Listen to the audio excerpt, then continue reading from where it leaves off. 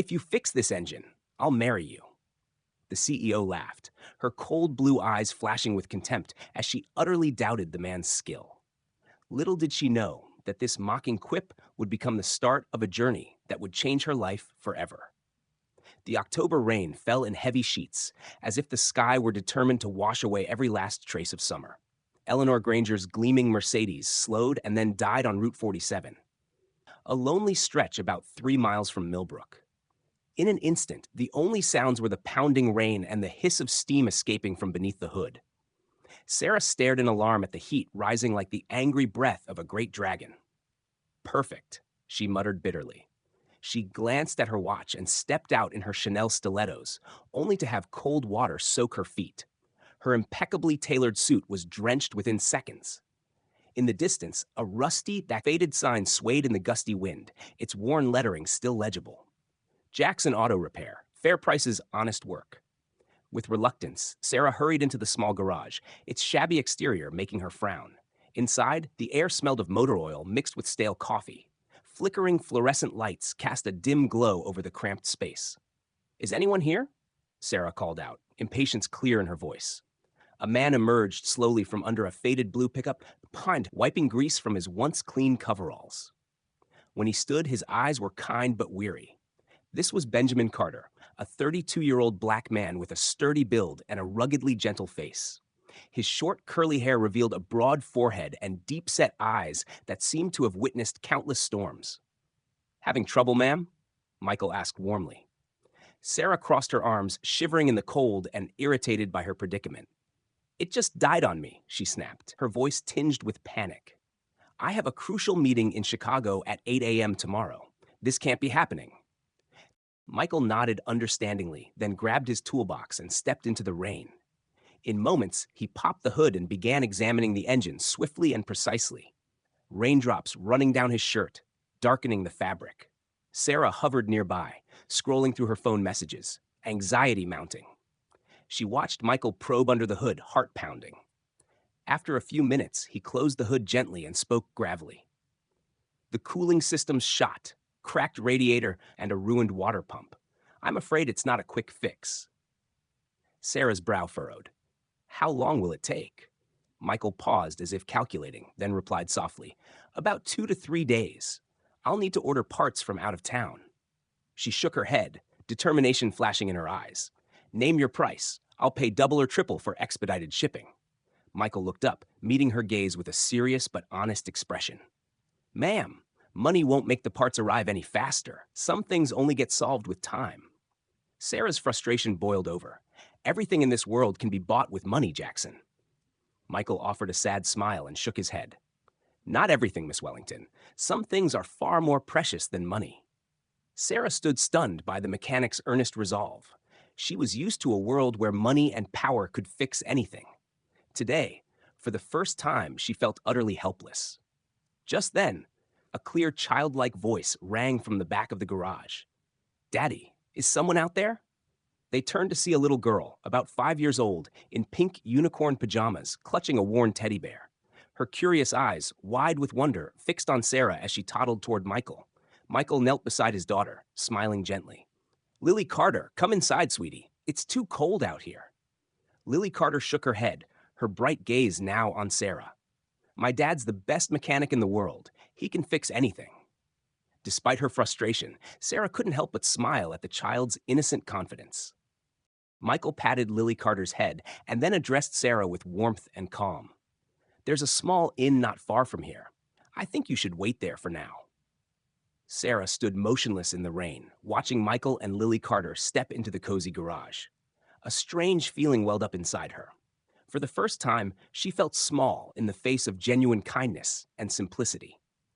Night had fallen, the rain still relentless, and fate was quietly setting Sarah on a completely different path, one that would test every value she had ever believed in. Sarah stood there, watching the garage door close behind the small figures of Lily Carter and Michael. The warm yellow light spilling from inside formed a faint halo on the damp ground. A tight, uncomfortable feeling welled up in her chest. Sarah was used to controlling everything, accustomed to having people bend to her will, especially when she was willing to pay any price. But this time, she had encountered a barrier that neither power nor money could budge. Benjamin Carter's calm resolve. No one had ever dared to flat out refuse Eleanor Granger before, and that only fueled her frustration. She took a deep breath, trying to stifle the anger rising within her, then pushed the garage door open and stepped inside again. Inside, Michael was gently settling Lily Carter onto a small chair by the workbench, draping an old but clean wool blanket over her shoulders. Seeing those tender gestures only unsettled Sarah more. She decided to approach, her tone softer and more persuasive this time. "Mr. Jackson, I really need this car ready by tomorrow morning. This isn't personal. It's critical for business. I'm willing to pay 5 times the usual rate, even more if necessary. I just need the car to run at least well enough to get to Chicago." Michael looked up, his eyes steady in the face of her tempting offer. He straightened, wiped the grease from his hands on a stained rag, and calmly replied, "Miss Wellington, it's not about the money you pay me. Your car's damage isn't something you can patch up quickly. If I rush it, it could fail completely and leave you in a worse spot on the road. I do this job not just to earn a living, but because I believe your safety is paramount." Sarah heard his sincere words as a direct challenge, completely at odds with the way she ran things every day. In her business world, safety and personal concerns always took a backseat to profit and speed. She gritted her teeth, fighting to stay calm, and pressed harder. "Do you understand what I'm facing, Mr. Jackson? 300 employees depend on the decisions I make at tomorrow's meeting. If I don't show up on time, my company will suffer massive losses. Think bigger. This isn't just a technical issue." Michael remained unmoved, but his eyes flickered with a sharper intensity. "I understand perfectly, Miss Wellington, but you must also understand that pressure, influence, and money can't force someone to do the impossible. Some things require patience and proper time. Your luxury car may be special, but it's still a machine that needs careful repair, not a quick fix." Sarah felt her blood burn hotter as Michael's words cut through her control. "Don't you know who you're talking to? I'm Eleanor Granger, CEO of Wellington Foods. I know nearly every powerful person in Chicago. Are you sure you want to pick a fight with me?" Michael offered a slight knowing smile, yet his resolve remained rock solid. "I know exactly who you are, Miss Wellington, but in this little garage, every customer is equal. You're not here as a CEO. You're here as a driver whose car broke down, and I'm here not to be pressured, but to fix cars as well as I can." Sarah clenched her fists, a heady mix of powerlessness and anger roaring inside her. She had never been this helpless before, facing a simple mechanic in a small town who clearly wouldn't be swayed by her money or status. Just then, Lily Carter's sleepy voice drifted from the chair. "Daddy, why is she so angry? Can you help her?" Michael bent to gently smooth his daughter's tight curls, his eyes full of love and concern. "I'm trying to help her, sweetheart, but not everyone understands that." Sarah felt as if she'd been splashed with ice water. Even a child recognized her overreaction, yet she remained blind to it. In that moment, she realized how alien her own arrogance looked when held up against Michael and Lily Carter's simple humanity. Silence settled over the garage. Outside, the rain still pounded as if craving to wash away the emotions flooding everyone's hearts. Sarah took a small step back, locking eyes with Michael. For the first time, her gaze carried doubt and surrender. "I'll go to that inn you mentioned, but tomorrow morning I have to get on the road. I hope you understand how important this is." Michael nodded, unshaken. "I fully understand, Miss Wellington, but you should also be prepared that no matter how important, some things cannot be forced." Sarah turned and hurried out, anger and disappointment warring within her. The garage door slammed shut behind her, a final punctuation on their failed negotiation and the first time Sarah Wellington truly felt powerless in her life. The garage door slammed behind Sarah like a final furious period on their failed negotiation. She stood there in the bitter cold rain, heavy drops soaking her slender shoulders as she trembled with anger and powerlessness.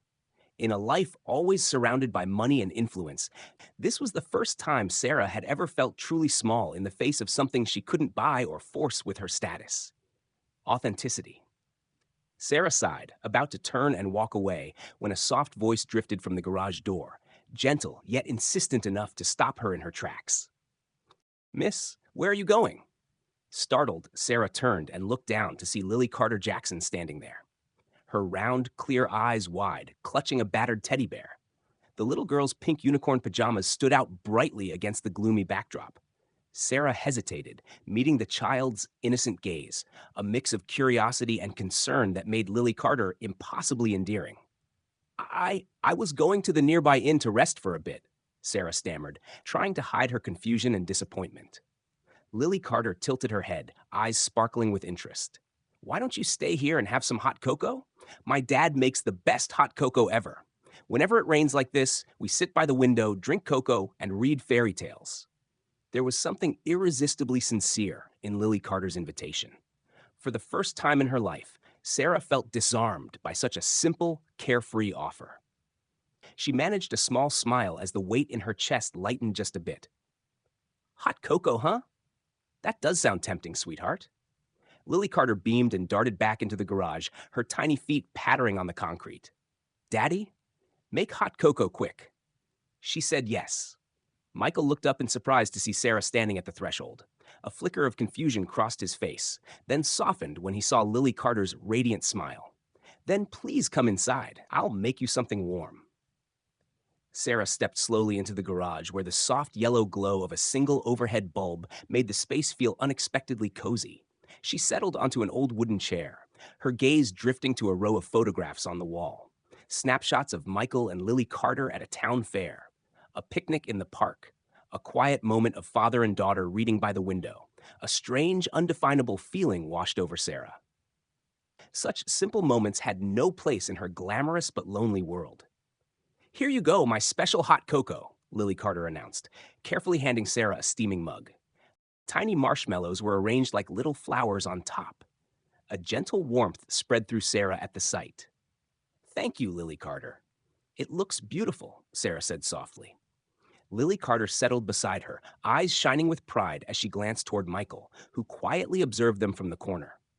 My daddy's the best in the world. He can fix cars, of course, but he also tells the best stories, cooks, sings lullabies, and even fixes my broken toys. Sarah looked into Lily Carter's clear, trusting eyes and felt the pure pride and love the girl held for her father.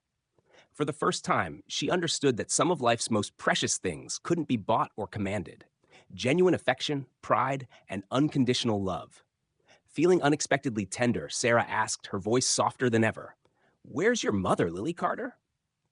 The little smile slipped from Lily Carter's face as she hugged her teddy bear closer. She left. Daddy says she didn't like living here because it was too small and boring. I don't remember her well. She left when I was little, but I think Daddy misses her a lot. A lump formed in Sarah's throat as compassion welled up inside her. She glanced toward Michael, who had turned away to pretend he was busy, hiding the sadness in his eyes. In that moment, she realized how much she and Michael had in common, both carrying deep, unspoken loneliness. Lily Carter looked up at Sarah, her voice gentle and earnest. But I'm not sad because I have Daddy. He always says that no matter what happens, we'll be happy together. Sarah nodded, a genuine, warm smile finally reaching her lips for the first time that tense evening. Her heart felt strangely full. Touched by the simple sincerity of this little girl, an angel fate had sent her way on a stormy night to teach her an invaluable lesson about love and truth. Sarah sat quietly at the small wooden table in the corner of the garage, her eyes fixed on the thin tendrils of steam rising from her hot cocoa. A gentle warmth spread through her body, dispelling some of the cold and tension she'd felt all evening. Lily Carter had returned to the little chair by the window, clutching her teddy bear as her eyelids drifted shut in peaceful slumber. Michael stepped over and draped a worn but clean wool blanket around the girl's shoulders, his gaze tender and loving, as if Lily Carter were his whole world. Sarah realized that in this humble, slightly weathered space, there was something her upscale condo and lavish office had never offered: genuine family love. Michael approached quietly, carrying a steaming cup of coffee. He set it gently on the table before Sarah, then sat in the chair opposite her, pausing for a long moment as though choosing his words carefully. I'm sorry if I put you in an awkward spot earlier, Miss Wellington, but I believe that safety and doing things right matter most, whether it's a car or a life. Sarah took a sip of coffee. The warmth and subtle bitterness eased her mood considerably. She shook her head, her voice more sincere than before. No, I'm the one who should apologize. I overreacted. I'm used to everything going my way. Michael offered a small, understanding smile. I imagine a CEO's life must be very stressful with little time to relax or notice life's small moments. Sarah nodded without thinking, gazing out the window at the steady rain. In that instant, she felt oddly fragile, as if the hard shell she'd built around herself was beginning to crack. You know, I never thought I'd find myself here in a tiny town garage, drinking hot cocoa and talking about ordinary things. It's so strange, but also comforting. Michael nodded gently, his eyes distant. He replied softly, Life sometimes brings us to places we never imagined. I had a completely different life once, but everything changed so fast. I had to learn to adapt, to be strong, not just for myself, but for Lily Carter. Sarah turned to look at him, her expression softening. For the first time that evening, she truly saw the real Benjamin Carter, a man quietly carrying a heavy responsibility. What happened with your wife? She asked, her voice gentle, careful not to shatter the moment. Michael took a deep breath and looked down at his coffee. His voice was low but steady, filled with both sorrow and resolve. My wife's name was Linda. We'd loved each other since high school. But 2 years after Lily Carter was born, Linda started feeling trapped by small-town life. She dreamed of a bigger, bustling city, thinking there were more opportunities and wealth. One day she told me she couldn't stay any longer. She left the town, leaving Lily Carter and me behind, and never returned. He paused as if to hold back his emotions. Then he looked up, his eyes brighter, yet carrying a hidden pain. I was devastated. But when I looked into Lily Carter's innocent, vulnerable eyes, I knew I couldn't give up. Lily Carter needed me, a strong father who loved her and had the strength to help her through the pain I was also feeling. Sarah listened in silence, her heart aching at his honesty. In that moment, Michael was no longer just a mechanic. He was a great father, a man who had faced his own suffering with dignity and unwavering responsibility. Michael continued softly, as if speaking more to himself than to her. I've learned something important through all this. Happiness isn't in the distant things we chase. Happiness is right here in the small moments we already have. I have Lily Carter, and that's the greatest gift of my life. No amount of money can buy that kind of love. Sarah felt a profound shift in her chest. For the first time, she truly understood what he meant. She'd lived in a world where everything was for sale, where emotions felt like cold transactions. But here, in this modest garage, she had discovered a warm, genuine light that touched her long frozen heart. She gently set her cocoa down and met his gaze, her voice trembling but sincere. Thank you, Michael. I'm deeply moved by what you've shared. I think I've learned more in one evening than I have in years. Michael smiled warmly and nodded. Sometimes we just need a small moment like this to find life's true meaning, don't we, Miss Wellington? Sarah returned his smile, feeling the invisible walls around her begin to melt away, revealing the tender heart she'd hidden for so long behind her icy exterior. The garage's hush wrapped around Sarah and Michael, broken only by the soft patter of rain outside and the steady breathing of Lily Carter, fast asleep. Sarah glanced at the little girl.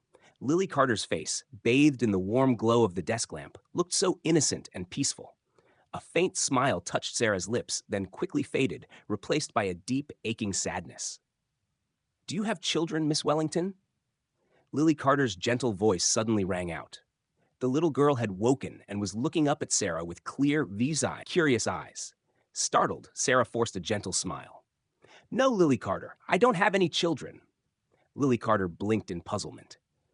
Then do you have a family? What is your family like? Sarah fell silent, her breath catching at the innocence and a piercing insight of the question. Michael opened his mouth to gently remind his daughter to mind her manners, but Sarah put up a calming hand.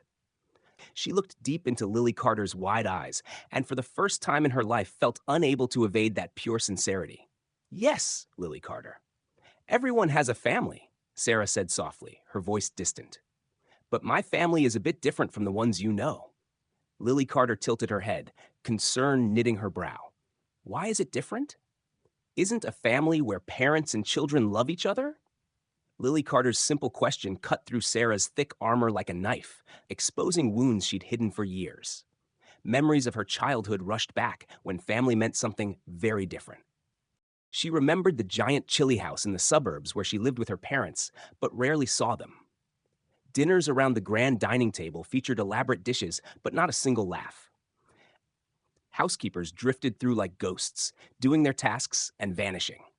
Sarah grew up in oppressive silence, where academic success and career achievement were her parents' only measures of love. I grew up in a very large house, Sarah began slowly, her eyes misting as the memories surged. But everyone in that house was always busy. My parents worked from dawn until late at night. They hardly ever had time to talk to me. As a child, I'd play alone in my room with expensive toys, but I always felt lonely and sad. Lily Carter's eyes widened with empathy. Didn't your parents ever tell you bedtime stories or take you to the park? Sarah shook her head, swallowing back tears. No, Lily Carter. My parents thought those things were a waste of time. They only wanted me to study hard and grow up quickly, to become someone successful like them. Michael listened quietly, his face full of understanding, as if he'd endured similar loneliness himself. Sarah felt an odd relief in finally sharing those painful memories with a stranger. I used to think I'd be happy if I had lots of money and a high position so my parents would be proud of me and loved me more. Sarah continued, her voice trembling with emotion. But as I grew older, once I had those things, I still wasn't happy. I realized that money and success couldn't fill the emptiness inside my heart. Lily Carter scooted closer and placed her small hand on Sarah's, her gaze full of genuine compassion. I think you're sad because you've never had someone who loves you for real, like my dad loves me. Maybe all you need is someone who truly cares. Sarah was struck by the maturity and sensitivity of this 5-year-old. She looked down at Lily Carter's tiny hand in hers and felt for the first time real warmth from such genuine concern. Maybe you're right, Lily Carter. I've never had anyone love me just because of who I am, not for my money or status. I always thought I didn't need anyone, but I might have been wrong. Michael spoke softly, his voice warm and understanding. I believe everyone needs someone to share life's joys and sorrows. No matter how strong you are, you can't be alone forever. Perhaps now is the time to rethink that, Miss Wellington. Sarah met Michael's eyes, her expression filled with gratitude and emotion. In that moment, she was no longer the powerful CEO, Eleanor Granger. She was simply a woman yearning for the love and genuine care she had never known. A profound, aching sorrow welled up inside her. She understood now that this chance encounter with Michael and Lily Carter on a stormy night was the turning point she had unknowingly been waiting for. The moment she began to face the truth she had long avoided. She was truly lonely, and it was time to change that. The silence in the garage drifted away gently, leaving Sarah with thoughts she'd never before confronted. She felt a flicker of embarrassment, realizing she'd shared her deepest secrets with people who had been strangers only hours ago. Yet something in Michael's honest eyes and Lily Carter's carefree innocence erased any sense of distance between them. Outside, the rain had eased to a soft patter against the garage roof. Michael glanced at his watch and spoke carefully. I'm guessing you must be pretty hungry by now. How about we head to a little diner nearby? It's not fancy, but the food's great, and it's warm inside. Sarah hesitated, but Lily Carter's eager eyes encouraged her, and she nodded. Yes, that sounds nice. I think I'd like that. Lily Carter's face lit up. She scampered off for her little coat, chattering excitedly. You'll love Maggie's, Miss Sarah. They have the best apple pie in the world. Sarah couldn't help smiling at the child's enthusiasm. She had never imagined a simple dinner at a small-town diner could feel so comforting. Michael led Sarah and Lily Carter out of the garage. They walked along the narrow street, puddles still gleaming under soft streetlights. Millbrook looked peaceful, so different from the glaring neon and endless noise of the big city where Sarah lived. A few minutes later, they arrived at Maggie's, a small white house with a low wooden fence and flower boxes by the door. Inside, warm yellow lights shone over simple wooden tables and chairs. Helen Cross, the kindly middle-aged owner, greeted them with a broad smile. Hello, Michael. Hello, sweet Lily Carter. Bringing a friend tonight? Michael returned her smile. Yes, this is Miss Eleanor Granger. Her car had some trouble, so she's spending the night here. Helen Cross's welcome warmed Sarah's heart. Welcome to Millbrook, Miss Wellington. I hope you enjoy the food and the company. Unlike the formal dinners Sarah usually attended, where everyone wore perfect masks, this felt natural and genuine. Michael and Lily Carter ordered their favorites: grilled cheese sandwiches, hot tomato soup, and of course, the famous apple pie. Sarah paused only a moment before joining them. Soon they were all seated around a small table, enjoying a simple yet delicious meal in the cozy glow of Maggie's. Lily Carter chattered happily about school, her friends, and the picnics she and her dad took by the lake. Sarah listened quietly, finding each little story both foreign and precious. Unbidden, she remembered the extravagant dinners in Chicago, always polite smiles, always picking complicated, expensive dishes she never really tasted. Here, a plain grilled cheese sandwich seemed extraordinary, a flavor she'd never known in her glamorous life. Michael's voice drew her attention. He looked at her earnestly and asked, "City life must be very different and full of challenges, right, Miss Wellington?" She met his gaze and nodded, a note of regret in her voice. "Very different. My life revolves around meetings and decisions. Someone is always waiting on me. Sometimes I feel buried by responsibilities and pressure that never end." Michael nodded with understanding. "I think sometimes we need to step outside our familiar world, even for a moment, to see what we truly need. Maybe you just needed a little time and space like this." Sarah fell silent, absorbing his words. She looked around at the sincerity and closeness of this place. These folks in this small town were neither wealthy nor famous, but they lived authentically and supported each other. It gave her a peace she'd never known. Suddenly, her phone buzzed, fracturing the calm. She glanced at the screen. Her assistant's name flooded with urgent messages about tomorrow's crucial meeting. But this time, she didn't rush to reply. Sarah set the phone down, smiled gently at Michael and Lily Carter, and said, "I think I'll stay here a little longer tonight. Maybe I've finally found what I've really been looking for." Lily Carter clapped her small hands with delight, and Michael looked at Sarah with warmth, respect, and understanding.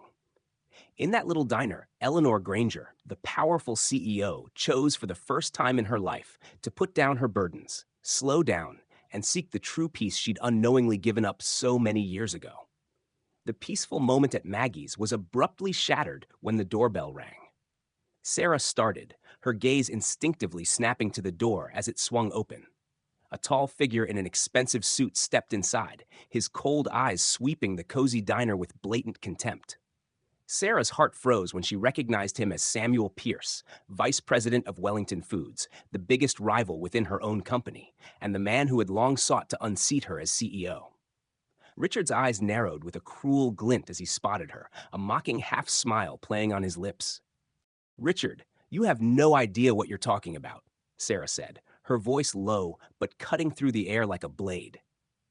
"If you think for 1 second that I'll let you dictate my worth or my future, you're gravely mistaken. I don't owe you anything, and I don't need your approval. Now, if you're done trying to intimidate me, I suggest you leave before I do something that'll make this conversation even more uncomfortable for you." Richard stood there for a moment, his eyes narrowing as he processed her words.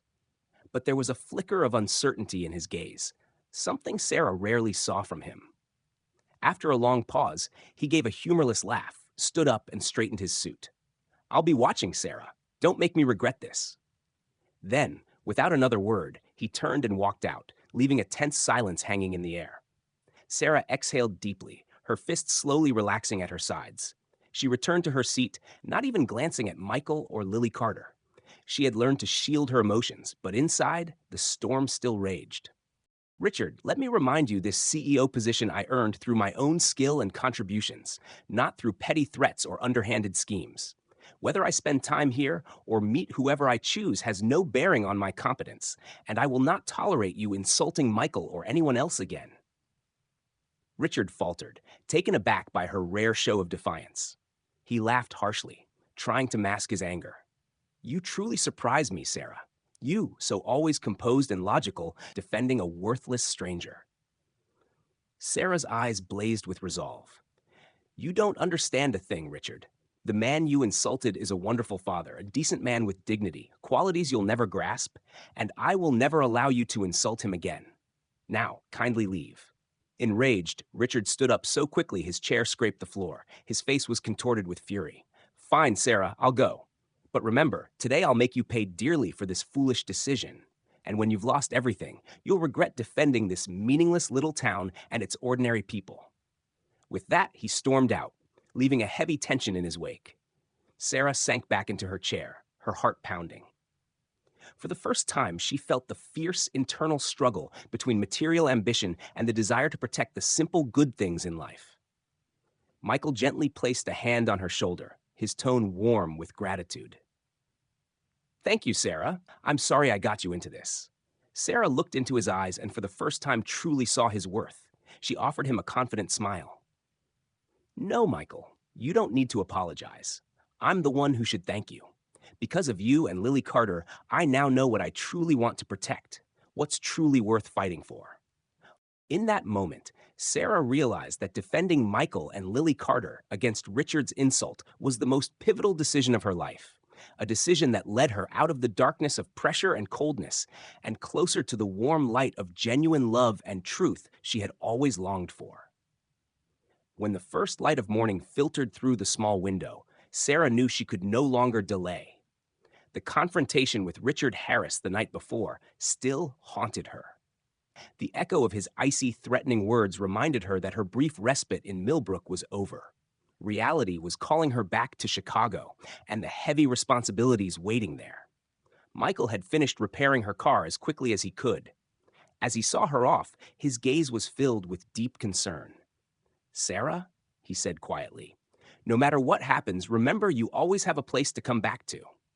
Sarah offered a gentle smile, her voice a mix of gratitude and lingering emotion. "I won't forget, Michael.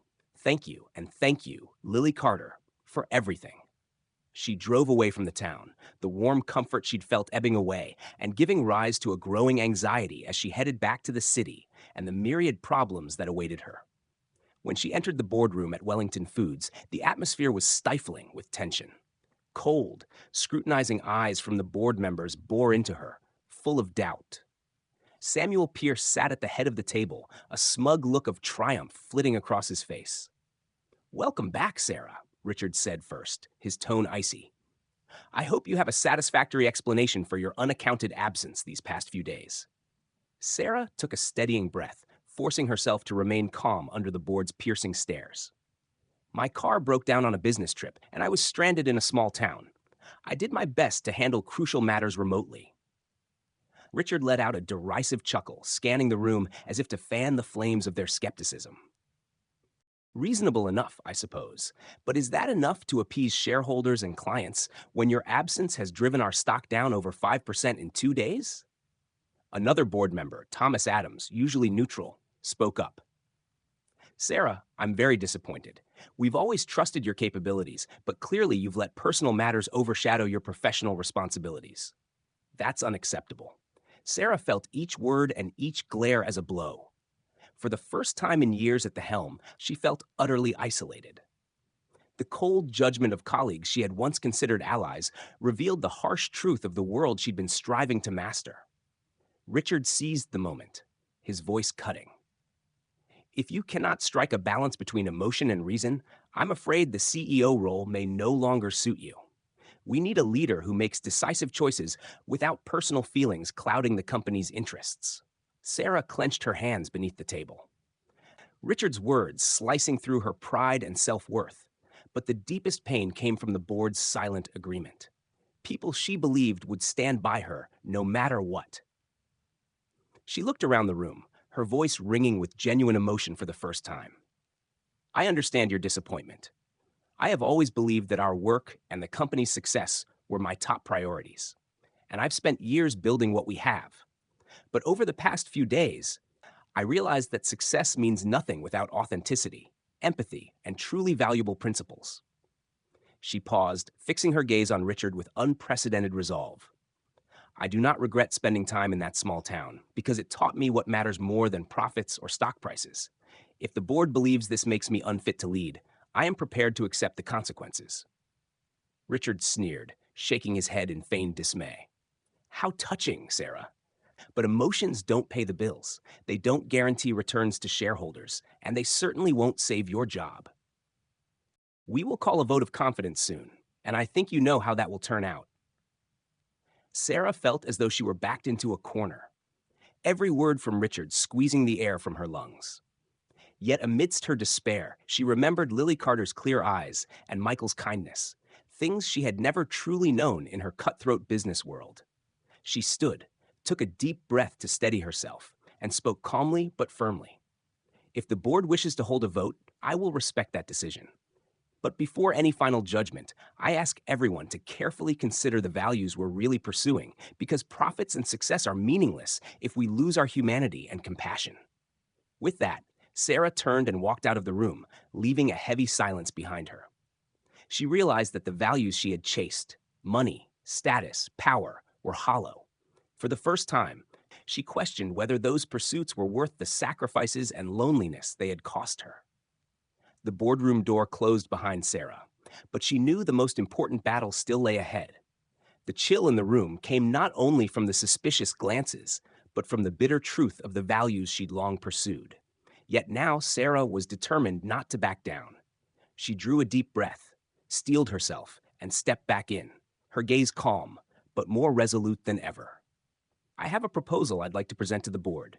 Sarah's voice rang out, cutting through the heavy silence. Richard looked up, his sharp eyes full of mocking surprise.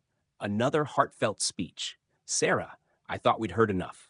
Unfazed by his taunt, Sarah moved to the head of the table, planted both hands on its surface, and met each board member's eyes. I understand your concern for profits, share price, and our company's reputation. But I'd like to ask a far more important question. What are we really here to build? A business that chases profit at any cost? Or one that balances success with responsibility to our communities and to people? The tension in the room thickened. Uncertain looks flickered among the members. Sarah pressed on, her tone strong yet sincere. Recently, I witnessed something in Millbrook that we often overlook in our boardroom decisions: the real value of kindness, integrity, and social responsibility. These qualities don't weaken us. They make us stronger, more sustainable, and genuinely supported by the communities we serve. Richard cut in, his voice frosty with disdain. That's idealistic drill, Sarah. Are you living in a fantasy? How long do you think a company can survive chasing fairy tale values? We're not a charity. We're a business. Don't distract us with pretty words. Sarah held his gaze without flinching. I'm not trying to distract anyone, Richard. The truth is the world is changing. Consumers and stakeholders increasingly care how companies treat society and the environment. If we continue to ignore that, we'll lose both customer trust and our own core values. Richard leaned forward, challenge in his voice. So, what do you propose? Shutter our profitable plants to appease a handful of small communities? Sarah nodded firmly. No, we can and should adjust how we operate. We can invest in those communities, hire local workers, and launch social and educational programs. The long-term benefits will far outweigh any short-sighted gains we chase today. Furious, Richard shot to his feet, his glare menacing. You're undermining everything we've built over the years. I can't accept this. It's irresponsible, and I won't let you jeopardize the future of this company for another day. Sarah remained standing, unshaken by his rage. She turned to the rest of the board, her voice edged with emotion, but crystal clear. I believe each of us still holds faith in something beyond bare profit. We have the chance to make a real difference, not just financially, but socially. Give me the opportunity to prove it. Richard pivoted to the board members, stoking their fears. Richard, it's not about giving up. It's about knowing when to make a change. True leadership isn't about clinging to power, but knowing when to step aside for the greater good. If the board chooses a new direction, I will support it, but I will do so with the same integrity I've always had. The real question here is, what kind of company do we want to be? One driven by fear and control, or one that leads with purpose and values? Richard, I'm not giving up. I'm choosing another path, the one I truly believe in, and am ready to devote myself to completely. Today, I formally resign as CEO of Wellington Foods, but I am not leaving the company entirely. I will purchase the entire Midwest division and transform it into an entirely new model." The room erupted in shock. Board members exchanged stunned looks, and several even rose to their feet. Richard frowned, trying to conceal the flicker of unease in his eyes. "Are you joking, Sarah? You can't do that. It's utterly unreasonable and unacceptable." Sarah held Richard's gaze, her eyes piercing. "Why is it unreasonable, Richard? I will use my own funds to buy that division, and I will turn it into a model of sustainable, humane business, one that respects true community and human values above pure profit." Richard's face reened, his voice trembling with anger. "You're undermining everything we've built, Sarah. You're putting your personal feelings above the company's interests. The board will never agree to your crazy plan." Sarah calmly pulled a folder of documents from her briefcase and placed it on the table before everyone. "These are my detailed plans. I've done the math and I have more than enough resources to carry out this project. I don't need board approval to make this purchase, as I'm prepared to buy at market price, which is entirely legal. But I hope you'll see this as an opportunity for Wellington Foods, not just to grow, but to create entirely new value in the eyes of customers and society." She turned back to Richard, her expression resolute and self-assured. "Richard, you called me weak, but real strength comes from kindness, compassion, and social responsibility. I believe that with this new model, we can build a more sustainable future and deliver value far beyond mere profits." Richard fell silent. His mocking mask had slipped, replaced by tension and helplessness in the face of Sarah's bold announcement. At last, Sarah fixed the entire board with a determined look and spoke, her voice clear as if making a declaration to the world. "Tomorrow, I will publicly unveil this plan. Wellington Foods Midwest will become an independent company inspired by what I learned in the small town of Millbrook, where I discovered the true value of sincerity and social responsibility." Within hours, news that Sarah Wellington, the powerful CEO of Wellington Foods, had resigned and would buy out the Midwest division to form an independent, community-focused company, rocked the business world. Major headlines and in-depth analyses appeared across every leading financial publication. Historic turning point. Eleanor Granger steps down as CEO to launch community-driven venture, a human-centered business strategy. Sarah Wellington's value revolution. Media outlets swarmed the company's headquarters, and Sarah's phone buzzed non-stop with interview requests, commentary, and skepticism. Yet, instead of feeling anxious, she felt a surge of energy and confidence. For the first time, Sarah did not feel alone or uncertain in the whirlwind of public attention. Instead, she stood firmly at the center of a genuine revolution, a revolution she was ready to lead, fueled by the deep inspiration she had drawn from Michael, Lily Carter, and the kind-hearted people of Millbrook. Sarah realized that today's bold decision marked the most important turning point of her life. It not only changed her personal destiny, but sent a powerful message about social responsibility, humanity, and sustainability. Values she believed would transform the future of business. And in that historic moment, Sarah knew this battle was only the beginning. But for the first time, she no longer felt fear or loneliness because she had found the path that truly belonged to her. After all the upheaval, Sarah's pivotal decision had sent shockwaves through the business world. She left Chicago that afternoon, feeling a lightness in her heart. Yet her pulse raced with anticipation. As the small town of Millbrook came into view, Sarah suddenly realized that this place, once merely where she'd been stranded, now stirred her heart with an unexpected sense of eager longing. Her car cruised slowly down the narrow road into town. The roadside trees of flame and autumn gold as fall's gentle beauty welcomed her return. Sarah eased off the accelerator and froze when she saw two familiar figures ahead, Michael and Lily Carter. Her heart pounded, a warm surge of emotion washing away all fatigue from her journey. Michael stepped forward, a radiant smile on his face, and waved. "Welcome home, Sarah." Lily Carter darted from her father's side and flung her arms around Sarah the moment she stepped out of the car, her voice bubbling with excitement. "Miss Sarah, I missed you so much. Daddy said you'd come back, and I just knew you'd never forget me." Sarah knelt and hugged Lily Carter, feeling the genuine warmth of the little girl's embrace until tears threatened to spill. She rose and turned to Michael, whose gentle, sincere gaze made Sarah realize for the first time that Millbrook wasn't just a place she'd stumbled into. It had become a home in her heart. "Thank you, Michael. Thank you for believing in me and waiting," Sarah said, her voice trembling with emotion, but full of resolve. Michael looked deeply into her eyes, his voice softer than ever.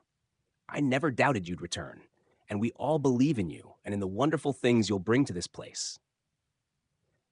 Then, unexpectedly, townspeople emerged from behind Michael and Lily Carter, waving and smiling warmly at Sarah. She looked around in astonishment to see the community had prepared a heartfelt welcome. Twinkling lights strung overhead, colorful balloons bobbing in the breeze, and a large handmade sign that read, "Welcome home, Sarah." Sarah stood speechless, overwhelmed by their unexpected loving greeting. Helen Cross, the diner owner who had welcomed her so many nights before, stepped forward and gently clasped Sarah's hand, her voice kind and affectionate. "Dear Miss Wellington, we heard you were coming back. We're all so happy. We threw this little party to thank you and to let you know you always have a place here." Sarah's throat tightened with gratitude. She had spent her life in lavish events, but had never felt such sincere warmth. In these people's eyes, she wasn't a powerful CEO. She was simply Sarah, a member of their small community. "Oh, I don't even know how to express my gratitude," Sarah managed, her voice choked with emotion. Walter King, an elderly resident, stepped up and patted her shoulder with rough, caring hands. "We are the ones who should thank you, Sarah. Because of you, our little town has a new beginning, an exciting future. We're proud you chose Millbrook to start this new chapter." Amid the tender atmosphere, Michael drew closer, his gaze heartfelt and caring. He spoke softly. "Sarah, I know your decision wasn't easy, but remember, you'll never have to face anything alone. Lily Carter, the rest of us, your community will always stand by you." Sarah met Michael's gaze and for the first time felt a deep affection stirring within her, an emotion she'd never believed she'd find. She smiled gently and responded, "It took me a long time to realize what matters most in life. And this place, you and Lily Carter and all of you, this is what matters most. This is the home I've always wanted." Lily Carter, standing beside them, happily held both Sarah's and her father's hands, her little face radiant with joy. "Miss Sarah, you'll stay here with Daddy and me forever, right? I want you to be part of our family." Sarah looked down at Lily Carter, tears glistening in her eyes, her smile bright with happiness.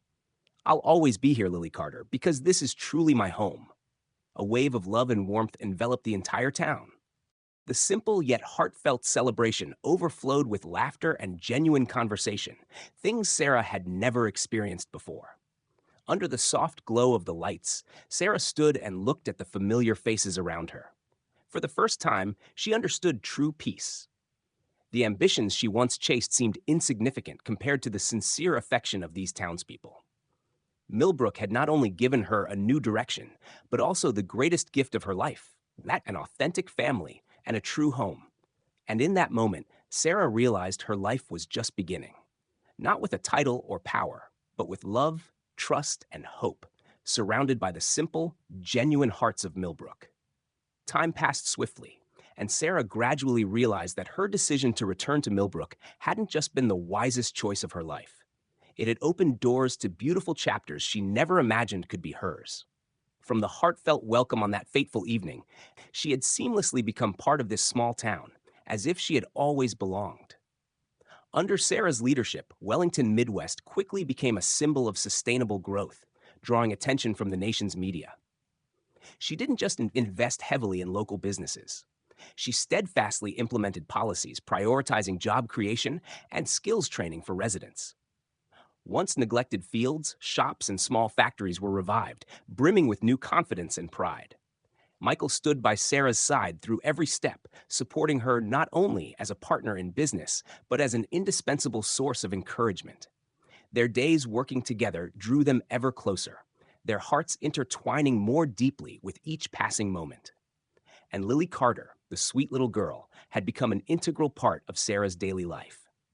Every morning, Lily Carter would bound up to her, eager to share the latest things she'd learned at school or pitch playful ideas for the company's next product. Life was peaceful. Yet Sarah sensed something extraordinary awaiting her just around the corner. One weekend evening, as the town settled into a gentle sunset glow, Michael surprised her with an invitation for a walk. Sarah paused, surprised, but happily accepted. They strolled along a leaf-strewn path beneath amber-tinted trees. Michael led her to a secluded spot by the small lake she'd never seen before. Sarah's heart raced when she saw the sight before her, a sparkling canopy of hundreds of tiny lights creating a breathtaking scene. Bathed in that magical glow, Michael took Sarah's hands in his eyes softer than ever. Sarah felt her pulse pound, intuition whispering that this would be the most special moment of her life.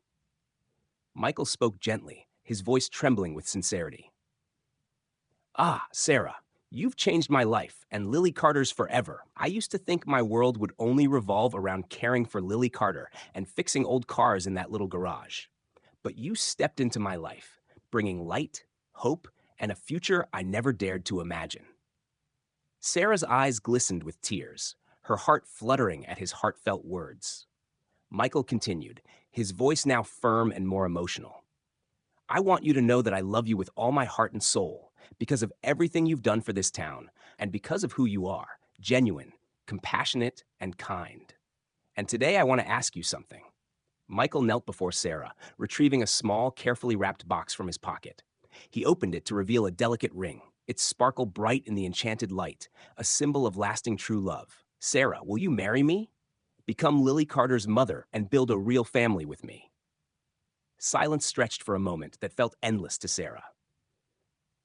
Tears streamed down her face as she glanced around to see Lily Carter and many townspeople watching anxiously, their eyes full of hope and love.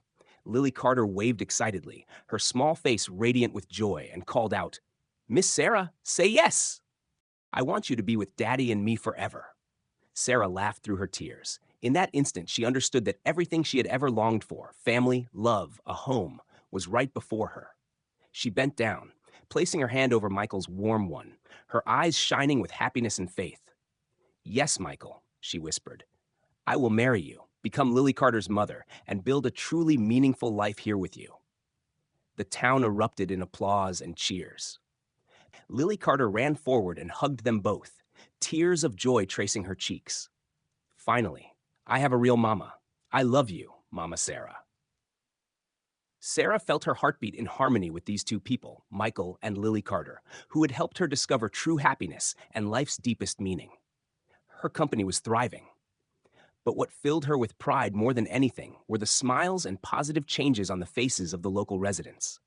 In the soft glow of that evening light, Sarah looked to the future with complete confidence and joy. She knew challenges lay ahead, but she no longer had to face them alone. With Michael and Lily Carter by her side, she had the courage to meet anything life might bring. For the first time, Sarah Wellington, the woman who had once lived in the glare of power, truly understood the full meaning of family. And with this love, her real life of fulfillment was just beginning. 1 year slipped by as gently as an autumn breeze drifting through Millbrook. The little town had been utterly transformed, donning a vibrant new hue of vitality, love, and hope that few could have imagined before.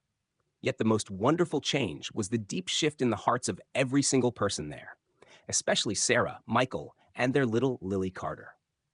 That morning, dawn's soft light washed over the town, painting the sky more clear and idyllic than ever. The tiny Millbrook church was lavishly decorated with pure white blossoms, creating a scene both sacred and intimately familiar.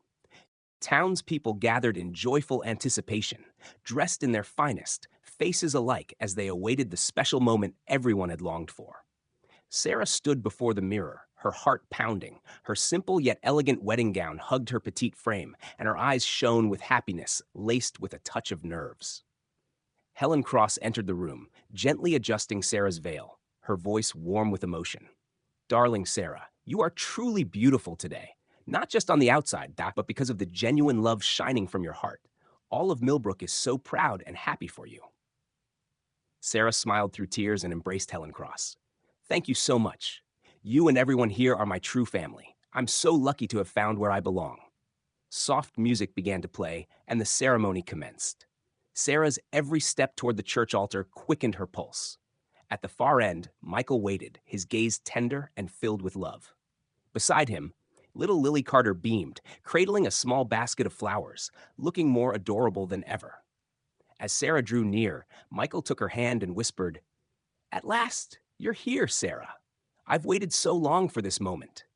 Looking deep into his eyes, Sarah replied softly, but firmly, "I never thought I'd find true happiness until I met you and Lily Carter. Now I'm ready to build the life we've always dreamed of together." When the minister began the vows, the church grew unusually warm with emotion. The entire congregation listened intently as Sarah and Michael pledged to love and care for each other, no matter what life might bring. When Michael slipped the ring onto Sarah's finger, tears of joy welled in both their eyes. In that sacred instant, Lily Carter stepped forward. Her small voice rang out with heartfelt sincerity, moving everyone to tears. "I'm so happy today because Sarah is officially my mom. From now on, we are a family forever, and I will call you Mom every day because I really love you." The church fell silent at the purity and depth of her words. Overwhelmed, Sarah knelt and hugged Lily Carter tightly, feeling for the first time the complete, fulfilling joy of motherhood. Lily Carter had given her the greatest gift she'd ever received, an unconditional childlike love. The ceremony ended to thunderous applause and cheers. Neighbors embraced Sarah and Michael, sharing in their boundless joy. Even Samuel Pierce, who had once opposed Sarah so fiercely, sent a private letter offering his heartfelt congratulations and expressing admiration for how she had changed his view of life and business. After the service, a warm reception was held at the town square. Laughter mingled with music as guests shared stories under twinkling lights. In that moment, Sarah realized that true happiness doesn't come from status, wealth, or power, but from genuine connection between people. Amid Lily Carter's gleeful play with other children, Michael slipped his arms around Sarah from behind and whispered in her ear, "You know, the most amazing thing is that you taught me, even with all our differences, love is the only thing that truly matters. You've changed my and Lily Carter's life forever." Sarah turned and placed her hand softly on his cheek, her eyes brimming with trust and joy. "Michael, it's you who taught me what real happiness means. Thanks to you and Lily Carter, I've never felt alone again. We truly are a family forever." And as the sun dipped below the horizon over Millbrook, the three of them stood together, looking toward the future with unwavering faith. Love and understanding had shattered every social prejudice and every divide of color, becoming a powerful inspiration that spread the true values of life to everyone around them. Sarah gazed around, smiling with contentment. For the first time, she truly understood the meaning of fulfillment. The new life of love, family, and community that she and Michael were building in Millbrook was living proof that genuine love has the power to change the world from a tiny town to the heart of every person. True happiness was just beginning. And so the story of Sarah, Michael, and little Lily Carter shows us that life's real value isn't found in money or power, but in love, sincerity, and kindness we give each other. Sometimes the greatest miracles come from the simplest places, just as Sarah found her joy in the small town of Millbrook. What about you? Do you think we should chase success at any cost, or do truly human values make life genuinely fulfilling? Share your thoughts in the comments below. If you enjoyed this story, don't forget to hit like, share, and subscribe to our channel for more inspiring tales. Thank you for joining us.